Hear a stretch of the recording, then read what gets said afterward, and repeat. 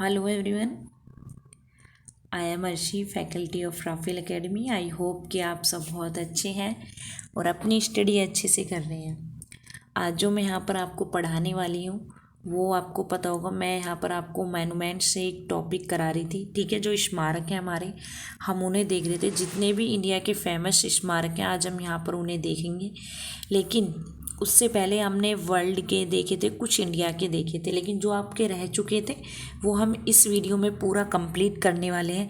जितने भी आपके मोनूमेंट्स हैं सबको मैं यहाँ पर देखने वाले हैं और आई होप कि आपकी स्टडी अच्छे से चल रही है। ठीक है, मैं यही उम्मीद करती हूँ जितनी हम मेहनत कर रहे हैं आप भी उतनी ही हमारे साथ अच्छे से मेहनत कर रहे होंगे। आपको पता है वीडियो बनाने में, पीडीएफ बनाने में बहुत टाइम लगता है, लेकिन हमने आप सबसे एक वादा किया है कि आपका बीएसएफ आरओआरएम का जो जीके का टॉपिक है वो हम आपको कराएंगे। और हम यही चाहते हैं कि आप भी अपने स्तर पर अच्छे से मेहनत करें। ठीक है, जो भी आपका एग्ज़ाम नवंबर में होने वाला है आप उसे पूरा अच्छे से करके आएँ। चलिए फिर शुरू करते हैं। देखते हैं यहाँ पर आपका पहले है ये ताजमहल। ठीक है, आप सभी को पता होगा, आप सभी इससे वाकिफ़ होंगे कि ये है ताजमहल। तो ताजमहल की बात करें तो ताजमहल के बारे में हम थोड़ा सा जान लेते हैं, क्योंकि ताजमहल को हम बस अभी यही देखते हैं। बहुत से जानते होंगे, बहुत कुछ नहीं भी जानते होंगे। ठीक है, तो ये सबसे पहले जो हमारा यहाँ पर बनता है कि जो ताजमहल है वो किस नदी के किनारे स्थित है। तो यमुना नदी। जब आप देखोगे ताजमहल के पास जाओगे, ताजमहल को देखोगे तो आपको पता होगा बराबर में से यमुना नदी निकल रही है। और जहाँ पे आपको पता है वहाँ पे जब आप उसकी तरफ देखते हो तो वहाँ पे जो गार्ड रहते हैं, आप गए होगे तो वहाँ पे मतलब बहुत ज़्यादा ये डर है कि कभी वो थोड़ा सा जो टूटी हुई थोड़ी सी जर्जर सी हुई रहती है तो वहाँ खड़े होने के लिए मना भी करते हैं। ठीक है, तो वो कौन सी नदी है? यमुना नदी है। तो यमुना नदी के किनारे क्या है अवस्थित है? आगरा का जो ताजमहल है। ठीक है, याद रहेगा आप सभी को ये बात। ताजमहल अपने क्या है, अपने आकर्षण के लिए कहाँ कहाँ पूरे विश्व में बहुत प्रसिद्ध है। ठीक है, विश्व से लोग देखने के लिए आते हैं भारत में ताजमहल को, क्योंकि ताजमहल की जो खूबसूरती है ना बहुत शानदार है। ठीक है, ये किससे बना है? ये बना है सफ़ेद संगमरमर से बना हुआ है। ठीक है, ताजमहल को किसने बनवाया था अगर बात करें तो शाहजहाँ ने अपनी बेगम, पता होगा आपको, मुमताज़ महल की याद में उन्होंने बनवाया था। कि जो शाहजहाँ हैं, ठीक है, शाहजहाँ जो थे उन्होंने अपनी बीवी जो मुमताज़ है, बेगम है, उनकी याद में बनवाया था। और यूनेस्को, सबसे इम्पोर्टेंट जो टॉपिक बनता है वो बनता है यूनेस्को ने वर्ष 1983 में इसे विश्व धरोहर के रूप में अपनी लिस्ट में शामिल किया है। ठीक है, हमारा क्वेश्चन बनता है यहाँ पर, अगर आपसे पूछा जाए क्वेश्चन में कि ताजमहल को किस वर्ष यूनेस्को ने अपनी विश्व धरोहर रूप में अपनी लिस्ट में शामिल किया है, तो 1983 में किया है। ये हमारे लिए इम्पोर्टेंट है। नेक्स्ट फिर दूसरा देखते हैं, ये क्या है? ये है स्वर्ण मंदिर अमृतसर का। ठीक है, स्वर्ण मंदिर जो है आपका ये अमृतसर में है। देखते हैं, पंजाब के अमृतसर शहर में स्थित है स्वर्ण मंदिर। ठीक है, श्री हरमिंदर साहिब या दरबार साहिब के नाम से भी जाना जाता है। यह सिख समुदाय का सबसे पवित्र स्थल है। इस मंदिर का निर्माण गुरु अर्जुन देव ने कराया था।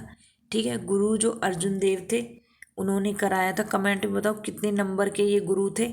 आप सभी मुझे कमेंट में बताओगे कि जो अर्जुन गुरुदेव हैं, ठीक है, ये कितने नंबर के गुरु थे। पवित्र सरोवर के मध्य में स्थित यह मंदिर विश्व के सर्वोत्तम वास्तुकला का अनुपम उदाहरण है। ठीक है, ये हो गया आपका स्वर्ण मंदिर के बारे में, अमृतसर में स्थित है।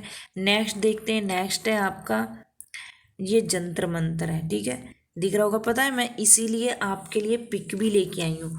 बहुत टाइम लगता है अगर पिक भी लगाओ और फिर ऊपर से सारा लिखना, सब कुछ पीडीएफ बनाना, लेकिन मैंने सोचा कि आपको जो चीज़ें आप देख के याद कर सकते हो वो चीज़ें बोलने से इतना दिमाग में नहीं रहती हैं, लेकिन आपको एक इमेज बन जाएगी आपके दिमाग में, तो आप वो चीज़ें जल्दी कैच कर पाओगे।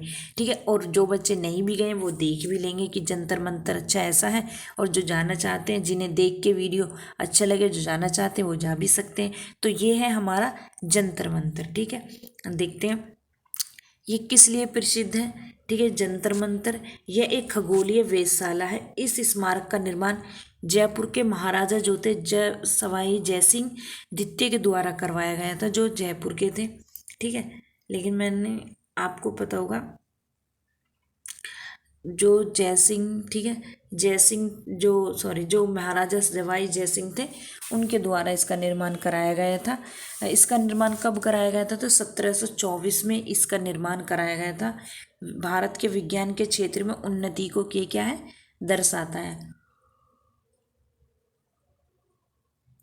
नेक्स्ट देखते हैं। नेक्स्ट है आपका, भारत के अन्य राज्यों में भी इस तरह की वेधशालाओं का निर्माण किया गया था।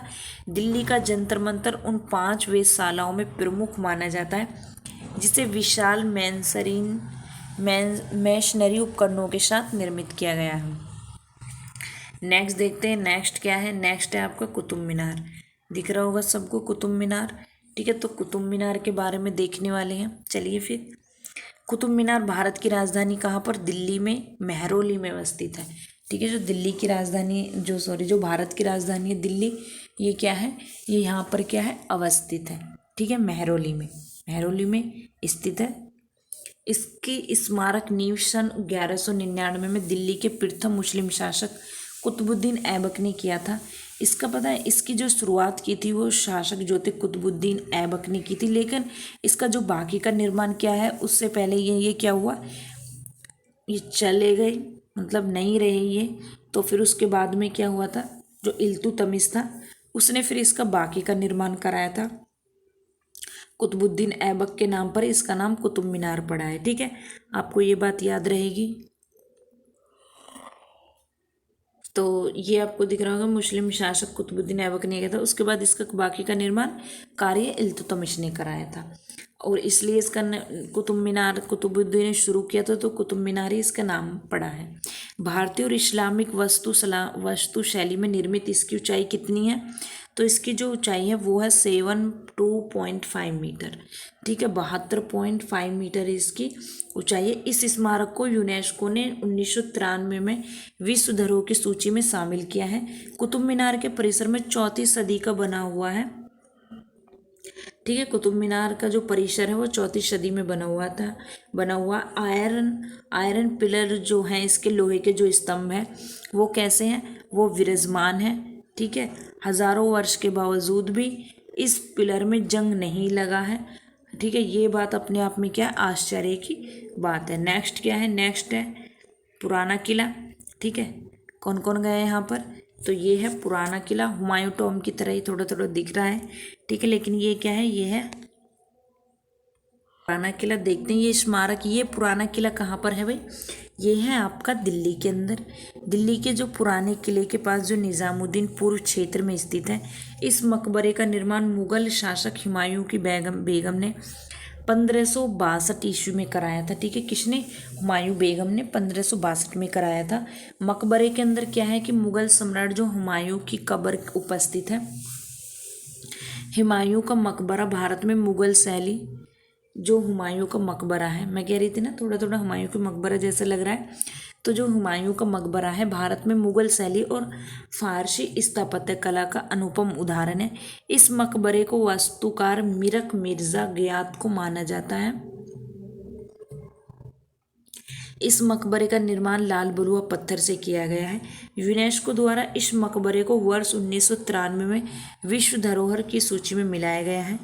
ठीक है, इसके निर्माण में 15 लाख रुपए क्या है, खर्च हुए थे। नेक्स्ट देखते हैं हवा महल। ठीक है, दिख रहा होगा सभी को, बहुत ज़्यादा अच्छा लग रहा है, बहुत खूबसूरत लग रहा है। तो ये क्या है, ये है आपका हवा महल। क्या है ये आपका? ये है आपका हवा महल। ठीक है, चारों तरफ से इसमें हवाएं आती रहती हैं, तभी तो इसका नाम तभी इसका नाम पड़ा हो। हवा महल भारत के गुलाबी शहर किसे जाना जाता है? पिंक ऑफ सिटी किसे बोलते हैं? इसे बोला जाता है जयपुर को। ठीक है, जयपुर बोलते हैं पिंक सिटी के नाम से, आपको पता होगा, गुलाबी शहर के नाम से है, मशहूर है जयपुर। वहाँ पर हवा महल क्या है, स्थित है। 5 मंजिला यह स्मारक अपनी खूबसूरती के कारण पर्यटक आकर्षण का केंद्र रहा है। इसका निर्माण महाराजा सवाई प्रताप सिंह ने किया था, 1798 ईस्वी में किया गया था। तो इसका जो आकर्षण है, ठीक है। जो इसका जो निर्माण है वो सवाई प्रताप सिंह ने 1798 ईस्वी में किया था। इसका निर्माण और क्या है भाई, जो इसका निर्माण है वो कैसा है, वो लाल बलुआ पत्थरों से किया गया है। हवा महल के वास्तुकार लालचंद उस्ता को माना जाता है, जिन्होंने हवा महल का डिज़ाइन तैयार किया था। वास्तुकला की दृष्टि से अगर बात करें तो महल अपने खास स्थान रखता है। महल में आबाद रूप से हवा का प्रवेश के लिए 950 से भी अधिक खिड़कियां बनाई गई हैं। मैं कह रही थी ना, शायद इसमें जितनी खिड़कियां हैं उसके हिसाब से हवाएं तो आएंगी, और उसके हवा आएंगी तो इसका नाम उसी पर रख दिया गया, हवा महल। ठीक है, याद रहेगा कहाँ पर है, सबसे ज़्यादा इंपॉर्टेंट आपको ये बात रखनी है। अगर आपके क्वेश्चन में आता है कि हवा महल कहाँ पर स्थित है, पिंक सिटी से मशहूर जयपुर में ये स्थित है। और इसे किसने बनवाया था, महाराजा सवाई प्रताप सिंह ने इसे बनवाया था 1798 ईस्वी में। ठीक है, नेक्स्ट देखते हैं। नेक्स्ट है आपका सांची का स्तूप। ठीक है, बड़ा खूबसूरत है सांची का स्तूप भी। ठीक है, दिख रहा होगा आपको सांची का स्तूप, बहुत खूबसूरत लग रहा है, वाइट कलर का है। सांची का स्तूप बौद्ध धर्म के लिए क्या है, जो बौद्ध धर्म प्रमुख स्तूप हैं उनमें प्रमुख माना जाता है सांची का स्तूप। किसका स्तूप है, बौद्ध धर्म के जो प्रमुख स्तूपों में सबसे प्रमुख माना जाता है। यह भारत के मध्य प्रदेश राज्य में रायसेन में स्थित है। सांची का स्तूप गिनती एक ऐतिहासिक धार्मिक स्थलों में की जाती है। इसका निर्माण मौर्य वंश के शासक महान प्रतापी सम्राट अशोक के द्वारा करवाया गया था। ठीक है, जो मौर्य वंश के संस्थापक, मौर्य वंश के शासक कौन थे, मौर्य वंश के शासक थे अशोक, उनके द्वारा इसका निर्माण कराया गया था। ठीक है, जो स्मारक है, ठीक है, मौर्य वंश के शासक महान प्रतापी सम्राट अशोक द्वारा करवाया गया था। इस स्मारक को और क्या है कि जो भगवान गौतम बुद्ध के कुछ अवशेषों को सुरक्षित रखने के लिए बनवाया गया था। इस स्मारक को सद्भाव शांति का प्रतीक भी क्या है माना जाता है। मध्ययुगीन वास्तुकला, मध्ययुगीन वास्तुकला का सबसे सुंदर उदाहरण इस स्तूप में देखने को मिलता है। अगर बात करें मध्ययुगीन वास्तुकला की तो सबसे सुंदर उदाहरण आप किसे बता सकते हैं, तो सांची का स्तूप है। सांची के स्तूप की तस्वीर को पहली बार 200 के नोट पर छापी गई थी। ठीक है, जो 200 का नोट है उस पर छपी हुई है सांची के स्तूप की। अब देखते हैं विक्टोरिया मेमोरियल कोलकाता। ठीक है, तो ये जो विक्टोरिया मेमोरियल भारत के कोलकाता शहर में स्थित है। भारत में रानी विक्टोरिया के 25 वर्ष के शासनकाल के पूरे होने के उपलक्ष्य में इसका निर्माण हुआ था। इस स्मारक का निर्माण राजस्थान के मकराना से लाए गए संगमरमर से किया गया था। ठीक है, लगभग कितना, लगभग 64 एकड़ भूमि पर फैला यह इमारत प्रति वर्ष हजारों पर्यटकों को अपनी ओर आकर्षित करता है। यह भारत के प्रसिद्ध और सुंदर स्मारकों में से एक है, जिसका निर्माण कब हुआ था, 1921 में। ठीक है, 1921 में इसका क्या हुआ था, निर्माण हुआ था। जॉर्ज पंचम ने वर्ष 1906 में इस स्मारक की क्या है, आधारशिला रखी। इस स्मारक को टीपू सुल्तान की तलवार रखी गई। इस स्मारक में और क्या है कि जो टीपू सुल्तान थे, ठीक है, टीपू सुल्तान जो थे, तो टीपू सुल्तान की क्या है, तलवार रखी गई है इसके अंदर। और किसने इसकी स्मारक की आधारशिला रखी है, जॉर्ज पंचम ने। ठीक है, 1906 में। आगे देखते हैं, आगे ये क्या है, छत्रपति शिवाजी टर्मिनल। कितना, ये तो बहुत खूबसूरत लग रहा है, छत्रपति शिवाजी टर्मिनल। पहला नाम क्या है, नाम विक्टोरिया टर्मिनल था इसका नाम पहले, लेकिन फिर छत्रपति शिवाजी टर्मिनल रख दिया गया। यह भारत के आर्थिक राजधानी मुंबई में स्थित एक ऐतिहासिक रेलवे स्टेशन है। इसके भवन डिज़ाइन एक ब्रिटिश वास्तुकार F.W. स्टीवेंस, ठीक है, स्टीवेंस ने किया था। वर्ष कब किया था इसका निर्माण, वर्ष 1887 में इस टर्मिनल का निर्माण कार्य की शुरुआत हुआ, जो लगभग कब 10 वर्ष लगे थे इसे बनने में। कितने, 10 वर्ष इसके बनने में लगे थे। विक्टोरियन गोथिक कला, ठीक है, गोथिक शैली आपको पता होगा, गोथिक शैली है, तो जो गोथिक शैली है उससे ये बना हुआ है। ठीक है, जो गोथिक शैली से बना है। इस स्मारक में भारतीय स्थापत्य कला है, ठीक है, जो स्थापत्य कला का संगम भी इसमें क्या है, साफ नज़र आता है। ठीक है, तो आपको ये बात याद रहनी चाहिए कि जो विक्टोरियन है, ठीक है। जो विक्टोरियन है वो गोथिक कला से बना हुआ है, जो गोथिक शैली है, ठीक है, उससे बना हुआ है। यूनेस्को ने कब, तो यूनेस्को ने, आपका क्वेश्चन बनता है यहाँ से कि यूनेस्को ने कब इसे विश्व धरोहर की सूची में सम्मिलित किया था, तो ये किया था 2004 में। ठीक है, आपसे सीधा सीधा पूछ ले जाएगा, आपको पता है तो इसलिए वर्ष आप याद रखना, यूनेस्को 2004 में। ये देखते हैं, ठीक है। तो ये क्या है, आगरे का किला है, आगरे का किला मुगल, ठीक है। तो दिख रहा होगा आपको आगरे का किला। तो देखते हैं इसके बारे में कि ये क्या है। आगरे का किला मुगल वास्तुकला का अनुपम उदाहरण पेश करता है। कहते हैं कि इस किले का निर्माण कार्य अकबर ने शुरू किया था। ठीक है, किसने, अकबर ने। इसका निर्माण किसने शुरू किया था, तो इसका निर्माण शुरू किया था अकबर ने, जिसे शाहजहां ने फिर बाद में क्या है, पूरा कराया था। यह भारत के आगरा शहर में ताजमहल के उद्यानों के पास स्थित है। जब आप ताजमहल देखने जाओगे तो आपको दूर से ही लाल किला दिखाई देगा। लाल किला आपको एक दिल्ली में भी आपको पता है, लेकिन ये दिल्ली का नहीं है, ये है आगरा का लाल किला। और ये कैसा, किस चीज़ से बनाया गया है, तो ये लाल बलुआ पत्थर से बना है। इस किले को और क्या कहते हैं, इस किले को आगरे का लाल किला भी कहा जाता है। प्रसिद्ध मयूर सिंहासन आगरा का किले में ही था। जो प्रसिद्ध मयूर सिंहासन आपको पता होगा वो आगरे के किले में ही था, जिसे शाहजहां द्वारा दिल्ली राजधानी ले जाने पर शिफ्ट कर दिया गया था। पहले मुगल शासक इस किले से राज्य के शासन को संभालते थे। 1666 में इस किले में शाहजहां की मृत्यु हुई थी। ठीक है, इसी किले में क्या हुआ था, 1666 में जो शाहजहां है उसकी मृत्यु हो गई थी। देखते हैं ये क्या है आपका, तो ये है चार मीनार। ठीक है, आपको दिख रही होंगी चार मीनार हैं, ये दो ये। ठीक है, तो ये हो गया है चार मीनार। देखते हैं ये कहाँ पर है। तेलंगाना की जो राजधानी है हैदराबाद शहर में ये अवस्थित है, प्रसिद्ध है। ठीक है, चार मीनार हैदराबाद रेलवे स्टेशन से महज 7 किलोमीटर दूर है। ये भी इसमें बताया गया है, कितना, 7 किलोमीटर की दूरी पर है। इतिहासकारों के अनुसार इसका निर्माण किसने कराया था, सुल्तान मोहम्मद कुली कुतुब शाह के द्वारा कराया गया था। सुल्तान मोहम्मद कुली कुतुब शाह के द्वारा कराया गया था।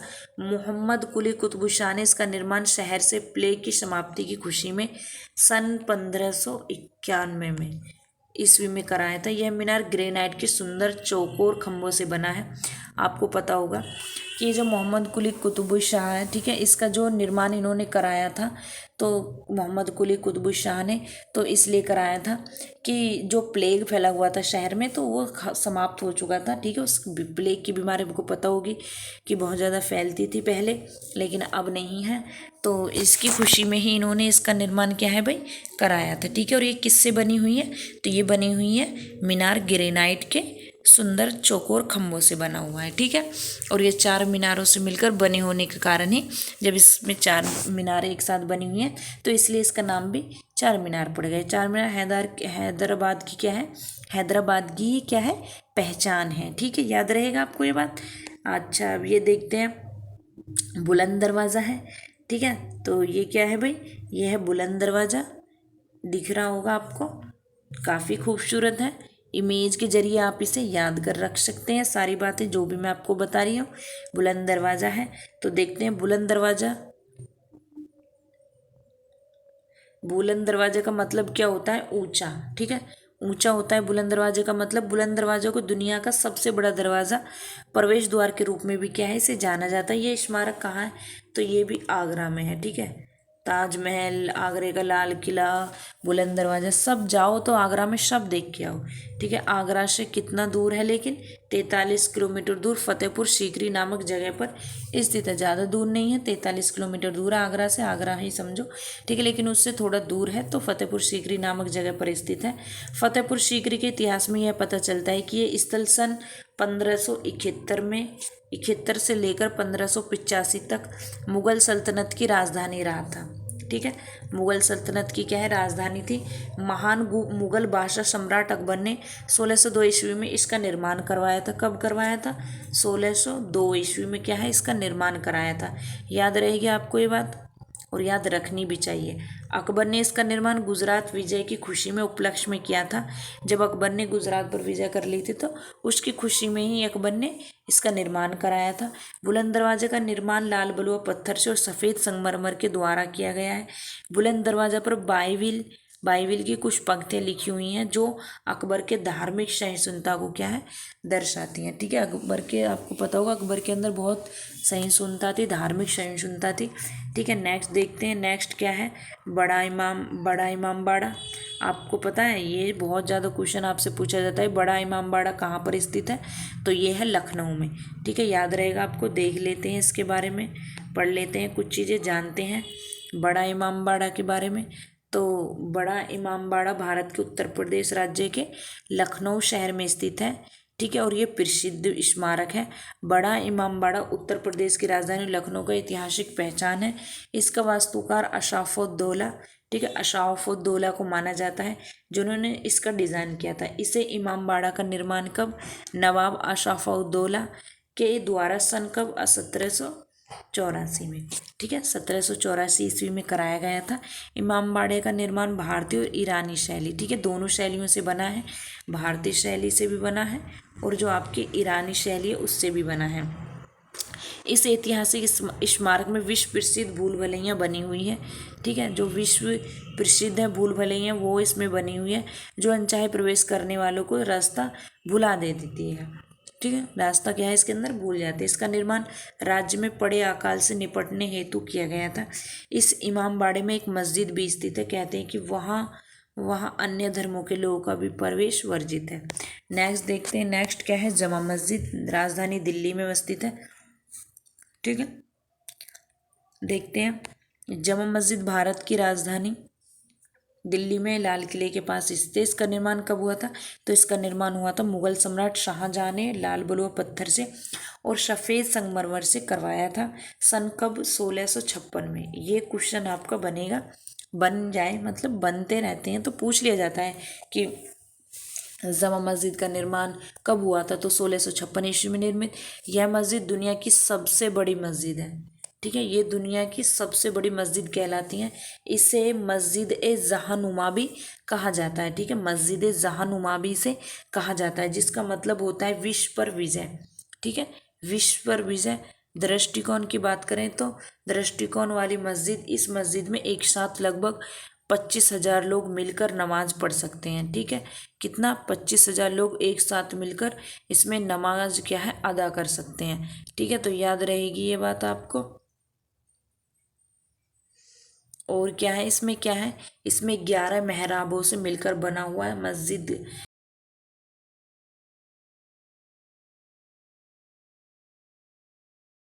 था 6 वर्ष लगा था। कहते हैं कि इस मस्जिद के निर्माण में 10 लाख रुपए खर्च हुए थे उस टाइम पे। ठीक है, नेक्स्ट देखते हैं। नेक्स्ट क्या है, नालंदा विश्वविद्यालय। देखते हैं प्राचीन नालंदा विश्वविद्यालय के बारे में कुछ जान लेते हैं। प्राचीन जो भारत के प्राचीन स्थलों के नाम की सूची में आपको पता होगा नालंदा विश्वविद्यालय का नाम प्रसिद्ध है। यह प्राचीन भारत में शिक्षा का बहुत बड़ा केंद्र था तथा विश्व के प्रथम, ठीक है, जो विश्व के जो प्रथम विश्वविद्यालय इसे कहलाता है। इसे विश्व का प्रथम विश्वविद्यालय कहते हैं। इसका अवशेष पटना से, ठीक है, इसका अवशेष जो मिलता है वो पटना से मिलता है। याद रहेगा आपको, पटना से मिलता है। लगभग कितना, लगभग 90 किलोमीटर। ठीक है, कितना, 90 किलोमीटर दूर नालंदा जिले में मिलता है। इतिहासकारों का अनुसार अगर बात करें तो जो इतिहासकार अनुसारों की बात करें तो दुनिया की अति प्राचीन विश्वविद्यालय की स्थापना 5वीं शताब्दी में हुआ था। दुनिया भर से लोग अध्ययन करने नालंदा आते थे। चीनी यात्री हुआनसांग भी 12वीं शताब्दी में अध्ययन के लिए ही नालंदा आए थे। इस विश्वविद्यालय में 10,000 से ज़्यादा छात्रों की रहने की व्यवस्था थी। ठीक है, नेक्स्ट देते हैं दिल्ली का पुराना किला। ये तो मैंने आपको बता दिया है ना। दिल्ली का पुराना किला, दिल्ली का पुराना किला यमुना नदी तट पर एक पहाड़ी पर स्थित है। इसके अंदर के मस्जिद में अष्टभुजी स्तंभ अवस्थित है। विद्वानों के अनुसार अगर बात करें तो स्थल पांडवों की विशाल राजधानी इंद्रप्रस्थ थी। दिल्ली के पुराने किले का निर्माण शेरशाह सूरी ने किया था, जिन्होंने मुगल सम्राट हुमायूं की गद्दी छीन ली थी। ठीक है, हुमायूं से क्या है, गद्दी छीन लिया था।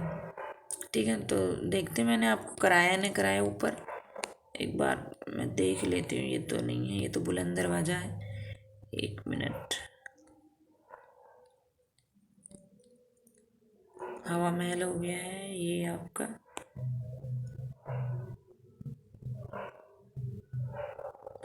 अच्छा, ये हुमायूं का मकबरा है, ठीक है। ये जो मैं आपको हुमायूं टॉम बता रही थी ना, हाँ मैं हुमायूं टॉम बता रही थी, पुराना किला मैं सोच रही थी पुराना किला है, लेकिन ये हुमायूं टॉम है, याद रखना। ये हुमायूं टॉम है, और नीचे जो मैं आपको अभी बता रही हूँ वो है आपका, वो क्या है आपका पुराना किला, ठीक है, दोनों एक जैसे, ठीक है। तो इसे हुमायूं मकबरा, इसे हुमायूं की बेगम में, ठीक है, वो मैंने आपको ये पढ़ा दिया है, देख लेना, ठीक है। थोड़ा देख के उन्हें हो गया था,